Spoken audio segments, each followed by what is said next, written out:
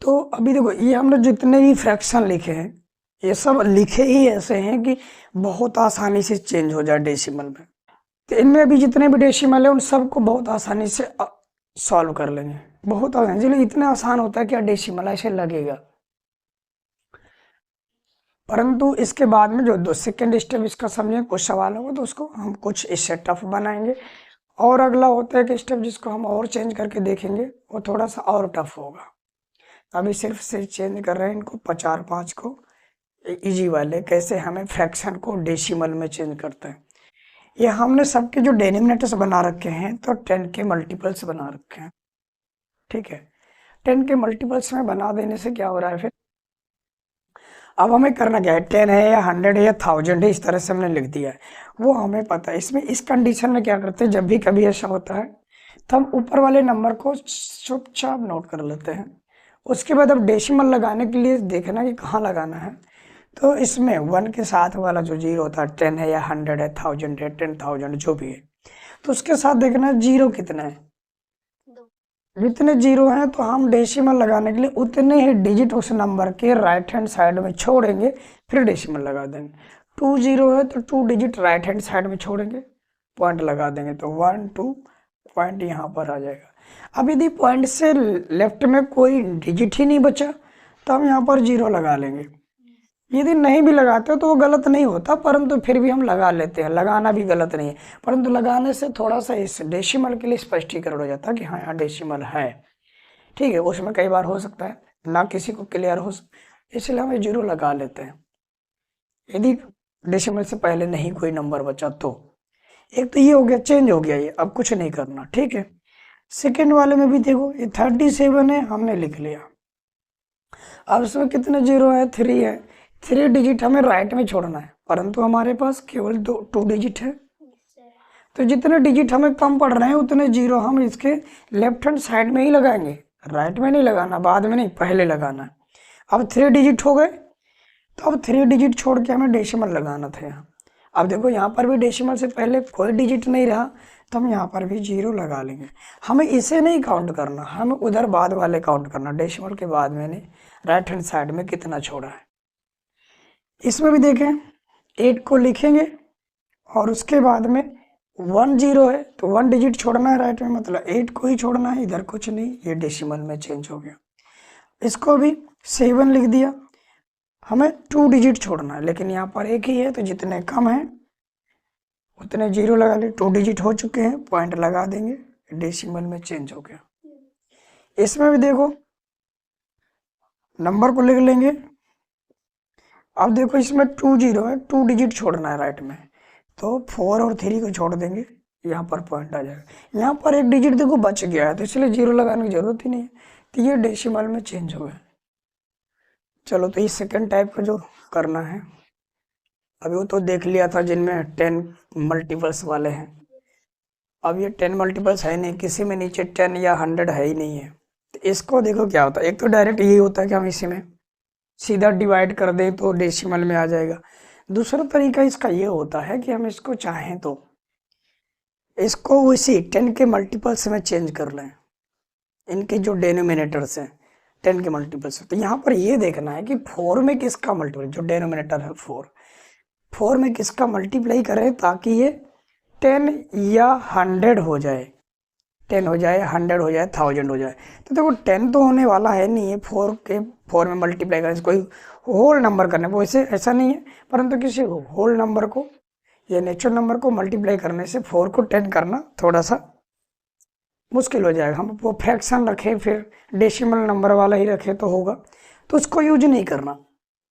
हमें पता है यदि 4 में हम 25 का मल्टीप्लाई कर देंगे तो ये 100 हो जाएगा, तो जितने का मल्टीप्लाई नीचे किया उसी का मल्टीप्लाई हम ऊपर भी कर देंगे। अब ये मल्टीप्लाई करने पर 25 3 जा क्या हो गया 75, 25 4 जा 100 हो गया। अब इसको डेसिमल में चेंज करना अभी जस्ट सीखा है, तो हम ऊपर वाले नंबर को लिख लेंगे, कितने जीरो हैं, 2 जीरो हैं, 2 डिजिट छोड़ के पॉइंट, और ये डेसिमल में चेंज हो गया। इसको भी ठीक ऐसे ही करना है। तो देखो 5 को 10 बनाना तो आसान है ना, 2 का मल्टीप्लाई कर देंगे तो इसमें भी 2 का मल्टीप्लाई, मतलब इनको चेंज करना है 10 में या 100 में या 1000 में, इन डेनोमिनेटर्स को।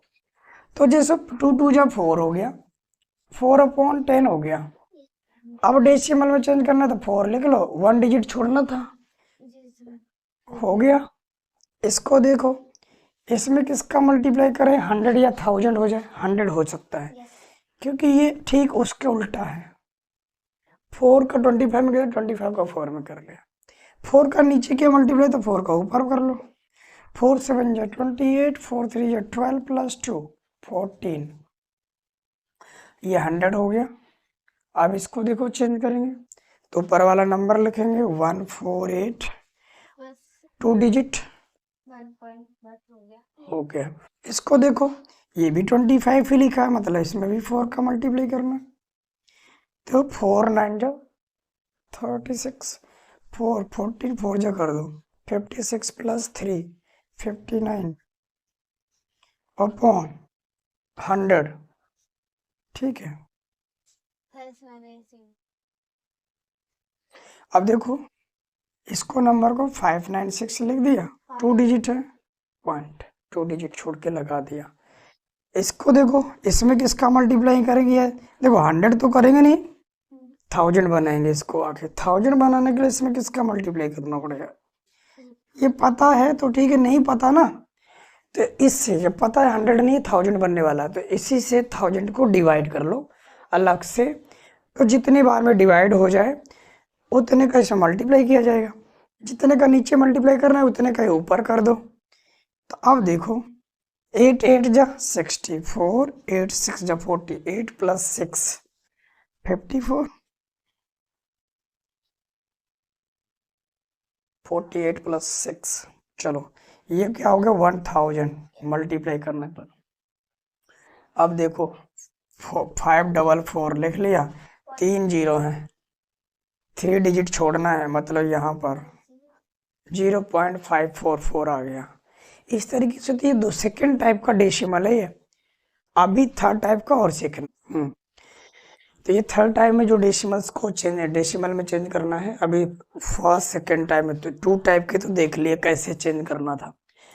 अभी फर्स्ट टाइम में क्या देखा था कि हमने 10 के मल्टीपल्स वाले, सेकेंड में देख लिया कि हमने थे नहीं वो 10 के मल्टीपल्स में, बट हमने चेंज करके पहले 10 के मल्टीपल्स में चेंज किया उनके डेनोमिनेटर्स को, फिर वैसे ही कर लिया।